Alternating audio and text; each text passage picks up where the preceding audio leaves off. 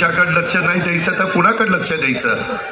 10,000 कोटी रुपयाचा कार्यक्रम माझ्या तरुण युवा युवतींच्या करता, त्यांना 10 लाख मुलांना मुलींना दरवर्षी आम्ही स्टायपेंड देणार आहे आणि त्याकरता त्यांना 1 वर्षाचं शिक्षण, ते शिक्षण घेतायत म्हणून त्यांना 6,000 8,000 10,000चं स्टायपेंड, त्याकरता 10,000 कोटी.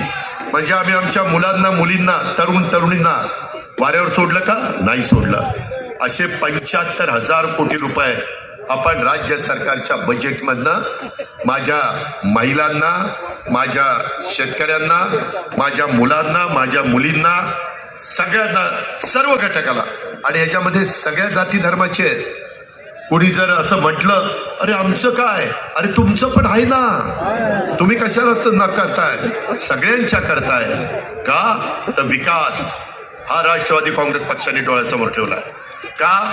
तर गरिबी कमी करायचा कार्यक्रम हा राष्ट्रवादी काँग्रेस पक्षाने ठेवलाय.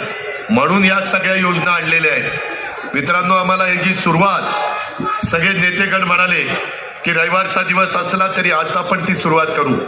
मला वाटलं नाही की याचा आनंद जसा तुम्हाला होईल तसा वरुण राजाला पण होईल आणि तोही बरसेल असं मला वाटलं नाही. परंतु ते शुभ लक्षण आहे. वरुण राजाने पण आपल्याला साथ दिलेली आहे. आता कार्यकर्त्यांनो, घोषणा देण्याच्या पेक्षा आपल्या आया बहिणींचा 2.5 लाखाच्या पेक्षा कमी उत्पन्न असणाऱ्यांचा अर्ज केलाय का? अधिकाऱ्यांच्या पर्यंत पोहोचलाय का? काही अजून अडचण असेल तर कुठल्याही राष्ट्रवादीच्या किंवा महायुतीच्या आमदारांना सांगा, कुठल्याही मंत्र्यांना आम्हाला सांगा, कुठल्याही मुख्यमंत्री उपमुख्यमंत्र्यांना सांगा. आम्ही त्याच्यामध्ये लक्ष घालू.